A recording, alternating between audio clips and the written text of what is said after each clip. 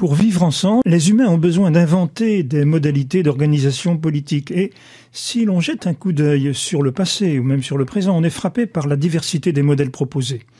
Mais depuis le XVIIIe siècle en particulier, c'est le concept d'État-nation qu'on invoque le plus souvent pour caractériser les formes majoritaires d'organisation politique.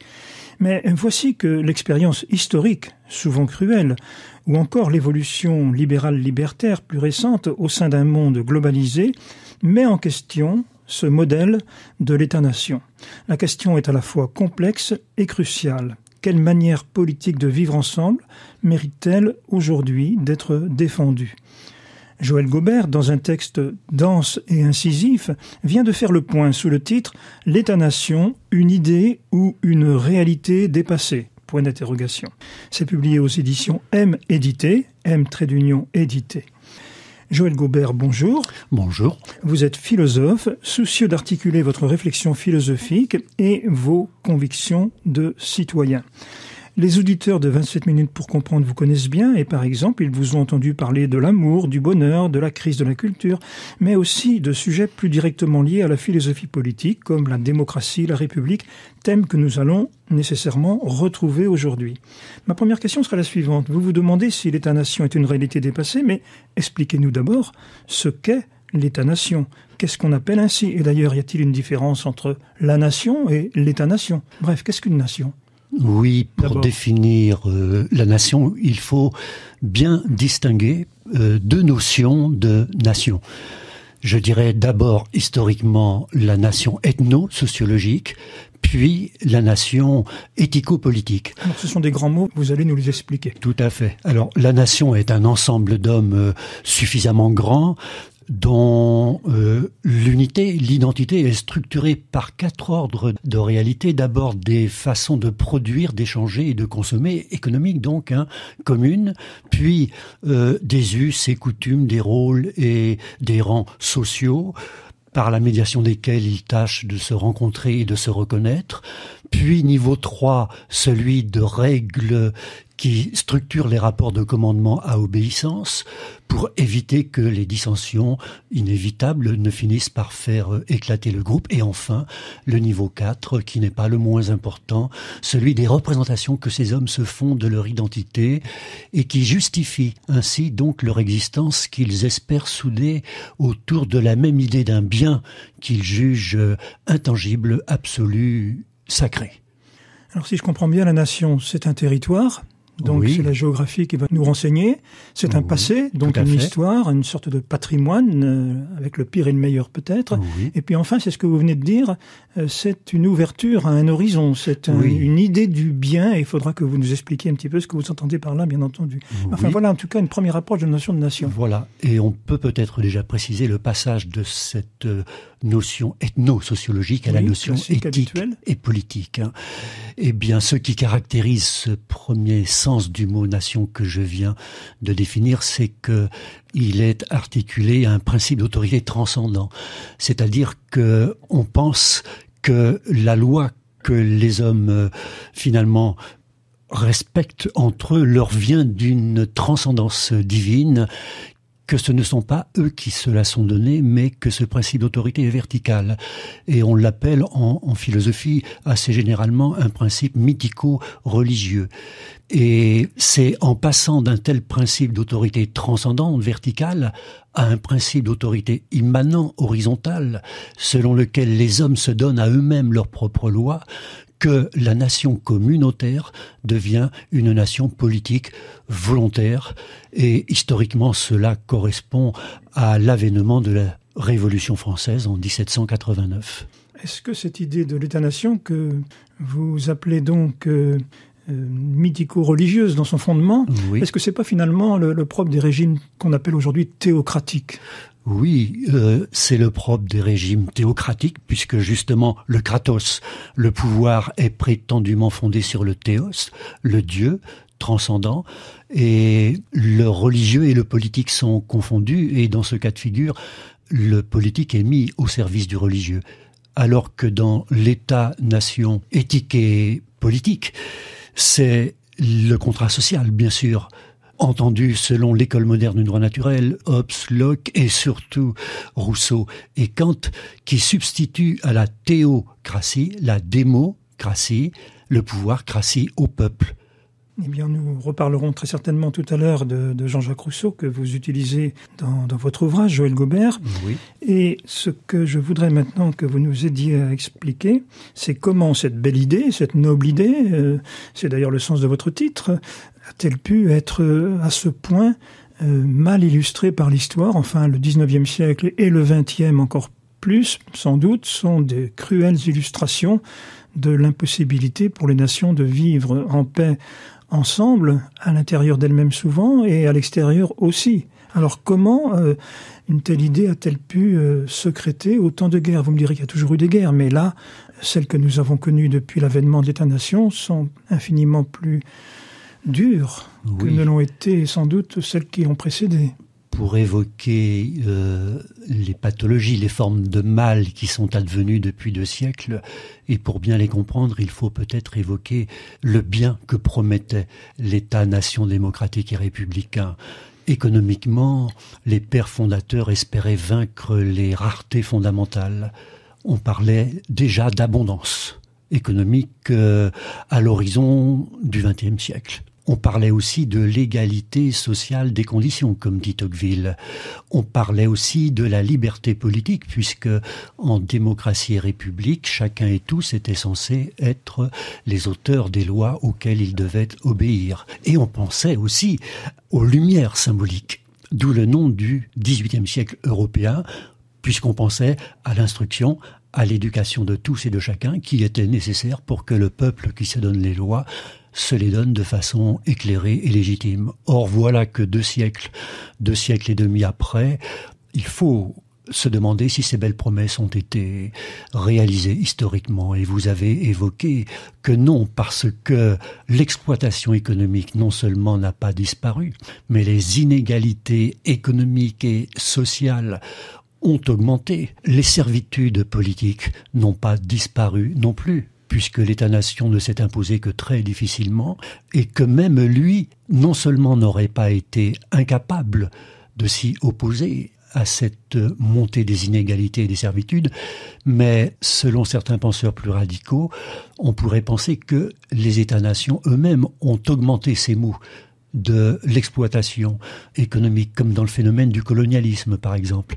Les inégalités sociales et politiques, toujours le colonialisme, mais peut-être étendu et compliqué de l'impérialisme. Et les guerres mondiales que vous évoquiez du XXe siècle ne viendraient-elles pas pour une grande part de la perversion nationaliste du principe national, puisque ce sont bien des grands États-nations, parfois, pas toujours, démocratiques et républicains qui se sont heurtés, ce qui a donné lieu au pire des maux au XXe siècle, à savoir l'horreur totalitaire et l'extermination génocidaire. Donc, la leçon du XXe siècle, surtout si on la réfère aujourd'hui à la mondialisation, globalisation des échanges vis-à-vis de laquelle les États-nations ne suffiraient plus à réguler les échanges économiques, les échanges sociaux, les échanges de personnes même. Pensons au flux de migrants et de réfugiés.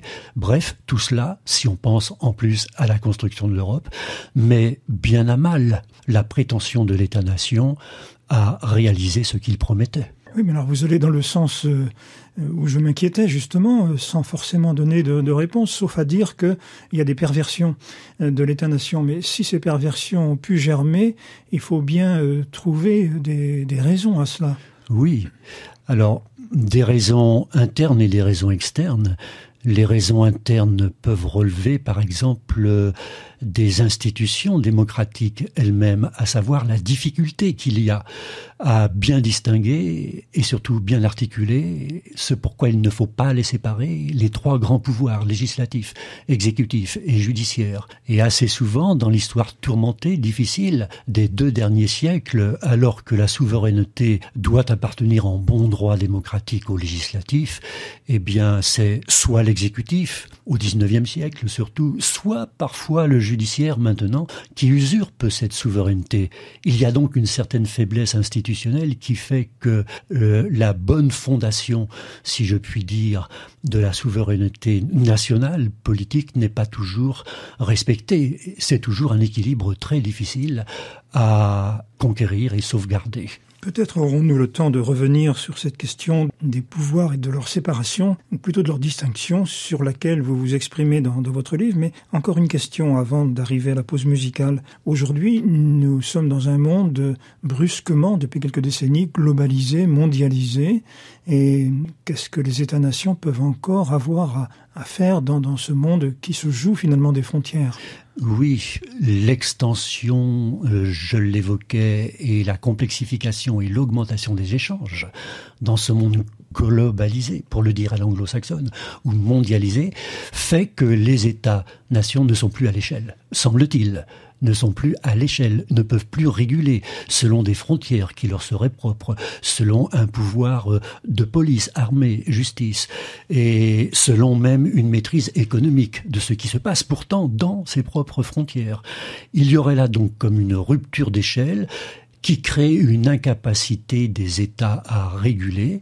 D'autres acteurs, comme on dit maintenant, d'autres sujets se présentant pour réguler à la place, par-dessus, à côté, on ne sait pas trop, nous y reviendrons, ces flux très difficiles à maîtriser. Comme, par exemple, ces sujets, le Fonds monétaire international, l'Organisation mondiale du commerce, la Banque internationale, la Banque centrale européenne, mais aussi, comment les oublier, les que je préfère souvent appeler les postes nationales, et puis maintenant, même au niveau des dites sociétés civiles à l'intérieur des États-nations, ce que l'on appelle les réseaux sociaux, ou peut-être d'ailleurs plutôt les réseaux sociétaux, puis les ONG, enfin bref, une multiplication d'acteurs qui prétendent tous à la capacité normative, c'est-à-dire à dire la loi, à faire le droit, qui souvent contredit ou ne s'harmonise pas plus du tout avec la capacité normative de l'État-nation de faire des lois. Vous défendez, Joël Gobert, quelque chose qu'on appellerait peut-être dans les médias comme du souverainisme, c'est-à-dire l'idée qu'il ne faut pas que les nations s'oublient en se diluant dans un ensemble.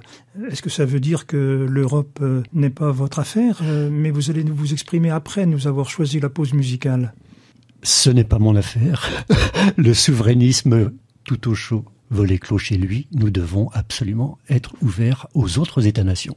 Alors, quel est le morceau de musique que vous nous proposez ? Alors donc, oui, je n'ai pas bien répondu à la question. C'est l'hymne à la joie, l'hymne européen. Mais si, vous avez bien répondu à la question, et par ce choix, et par votre réponse antérieure.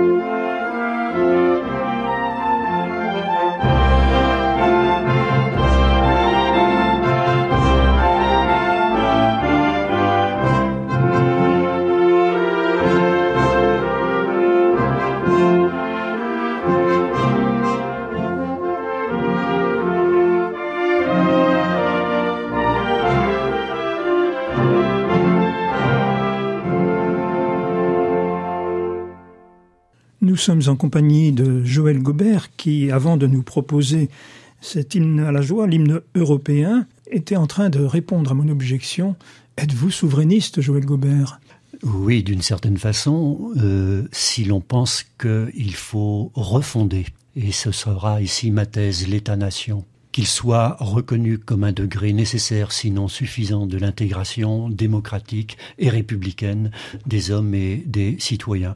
Quand on dit souverainiste comme une objection, on veut clouer celui qui se dit souverainiste à une fermeture, à une stabilité et à une méconnaissance, une ignorance, voire une haine des étrangers. Mais pas du tout. Être souverainiste ne signifie pas être refermé sur soi et haïr l'étranger et l'empêcher de venir chez soi. Au contraire, il me semble que pour bien accueillir les migrants, les réfugiés chez soi, il faut que l'État-nation accueillant ait une relative conscience de soi et confiance en soi comme un État souverain, et qu'il ne peut rencontrer d'autres identités, notamment celles des tenants des autres États-nations ou des habitants ou des citoyens des autres États-nations, que s'il sait, lui, ce qu'il est en tant qu'État-nation. Parce que l'ouverture à l'autre ne se peut que de l'intérieur d'un soi, qui soit ouvert selon une identité non pas mêmetée, comme dit Paul Ricoeur, que vous connaissez bien par ailleurs. Oui, mais nos auditeurs ne savent pas tous ce que Ricoeur désigne par identité mêmetée. Voilà. Il entend par ce type d'identité une identité inclusive de soi et de ses citoyens, par exemple, mais malheureusement exclusive des autres. Alors que l'identité ipséité, elle est inclusive de soi, certes, mais ouverte aux autres États-nations et aux autres membres des États-nations, notamment lorsqu'ils frappent à sa porte. Et donc, le problème de l'intégration, vous le voyez comment dans ces conditions ? Alors, le problème de l'intégration républicaine, disons, oui. Que beaucoup disent inefficace ou inexistante, alors que moi, je suis un de ceux qui disent qu'elle a fonctionné, elle fonctionne encore. Et cette intégration républicaine, elle est absolument à bien distinguer de l'assimilation et de l'insertion. Pour un être soi, assimiler l'autre, c'est le supprimer dans son altérité en le digérant soi-même. L'autre opposé de l'intégration, c'est l'insertion, où l'autre arrive chez le soi et s'insère tel quel dans l'État-nation, alors que l'intégration vise un rapport dialectique, intersubjectif, dans lequel chacun apprend de l'autre, l'intégration républicaine. Et justement, pour ce qui est de l'Europe, notamment puisque Habermas, par exemple, parle de l'intégration républicaine à ce propos, eh bien, il faut absolument éviter un souverainisme clos sur soi, sur ses propres frontières et refusant l'étranger, mais aussi la perte de soi, de son histoire, de son territoire, dans l'autre et dans les autres, comme par exemple certains fédéralistes radicaux y pensent, parce qu'il me semble que là, du coup, la dialectique nécessaire de l'échange entre le soi démocratique et républicain et les autres soi démocratiques et républicains, États-nations européens, ne se peuvent plus. Et c'est là que l'Europe aujourd'hui connaît beaucoup de problèmes. Alors une autre question que vous envisagez dans votre travail, Joël Gobert, dont je rappelle le titre, l'État-nation, une idée et une réalité dépassée, point d'interrogation, c'est celle des corps intermédiaires considérés aujourd'hui par beaucoup comme parasites finalement. Alors d'abord, d'où vient cette méfiance et ensuite, que voulez-vous dire par cette revalorisation qu'à vos yeux il faudrait peut-être prendre en compte ? Oui, par corps intermédiaires, on peut entendre beaucoup de choses. Moi, je repartirais de ce que l'on appelle la société civile, là où des associations, 1901 ou non, là où des citoyens, des hommes médiatisent leur appartenance à un État-nation qui peut paraître lointain, car trop centralisé, dit-on parfois en France. On peut parler aussi des collectivités territoriales, de la régionalisation. Il me semble que tout cela peut faire la force vive, une des forces vives, pas toute la force vive d'un État-nation. Sauf à ce que ces corps intermédiaires prétendent parfois faire la loi dans certaines régions, dans certaines associations, dans certains réseaux de réseaux ou collectifs de collectifs, où on ne sait plus qui dit et fait quoi. Et il me semble là que, après avoir encensé la société civile depuis 30 ans, il serait bon, non pas du tout de s'en détourner, mais de se demander quelle est sa place exacte dans le débat public et si elle peut réellement prétendre faire la loi à la place du peuple souverain. Si par exemple la multiplicité des contrats de quelque ordre soit-il, en tout cas concrets, particuliers et contingents, peuvent se substituer à la loi générale, abstraite, qui doit être issue de la volonté générale et non pas de quelque volonté particulière. Oui, on sent affleurer ici la pensée de Jean-Jacques Rousseau, sur laquelle vous vous appuyez d'ailleurs beaucoup dans ce texte. Mais précisément, ce que vous venez de dire m'invite à pousser la question un tout petit peu plus loin. Comment faire dans une société pour que mon intérêt particulier ne l'emporte pas à chaque fois sur l'intérêt général? Autrement dit, comment faire pour que l'intérêt général ne soit pas la somme des intérêts particuliers?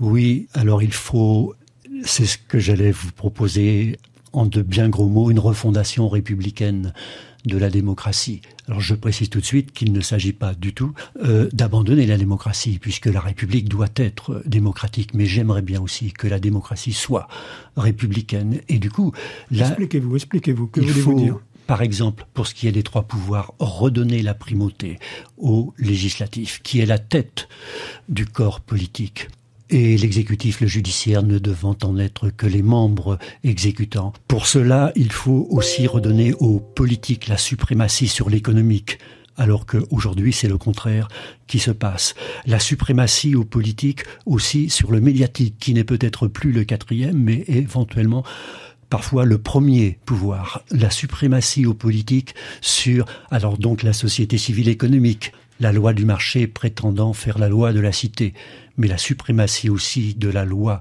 du peuple sur la foi des communautés, qui n'est pas du tout à négliger et à mépriser, mais il faut que la loi souveraine, finalement, ne soit pas empêchée et encore moins supprimée par toutes ces émergences de volonté provenant d'associations, de communautés qu'on peut reconnaître dans leur existence et leurs valeurs, mais sauf à ce qu'elles prétendent faire la loi.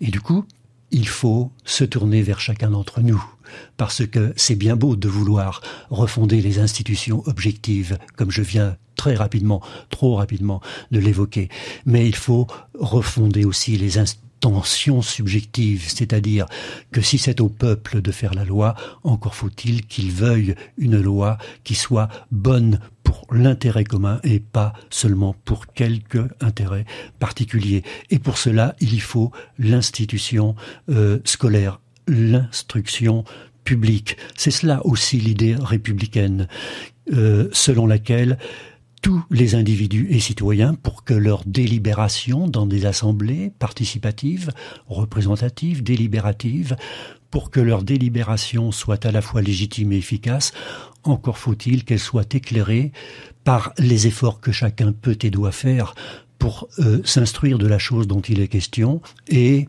en débattre, dialoguer, en se mettant à la place des autres, ce que Kant appelle la pensée élargie, pour lui-même passer en lui-même de son intérêt particulier à ce qu'il estime être l'intérêt général. Est-ce que l'instruction suffit? Nous allons devoir nous séparer très vite, mais est-ce que l'instruction suffit? Est-ce que vous ne croyez pas qu'il y faut aussi de la vertu? Oui, tout à fait. C'est un gros mot que j'emploie, qui a l'air un peu ridicule maintenant, puisque plus personne ne l'emploie, ni les libéraux-démocrates d'un certain côté, ni les sociaux-démocrates de l'autre. La vertu étant l'amour de la liberté et de l'égalité, par la loi commune pour tous. Oui, Joël Gobert, vous utilisez en effet le mot vertu, et c'est pour ça que je vous tendais un peu la perche. Alors je rappelle à nos auditeurs que le livret, devrais-je dire, qui sert de fil conducteur à cette conversation s'intitule « L'État-nation, une idée et une réalité dépassée », point d'interrogation, publié donc dans l'excellente édition M édité, M-trait-d'union édité. On trouve très facilement sur Internet et pour une somme très très modique ce texte pour ceux qui préfèrent aujourd'hui la lecture en numérique. Je crois que votre ouvrage, on le trouve à moins de 3 € sur le site de ces éditions. Merci Joël Gobert et puis à bientôt. Merci à vous. Vous êtes très productif, très créatif en philosophie politique, mais pas seulement. Merci beaucoup. À vous.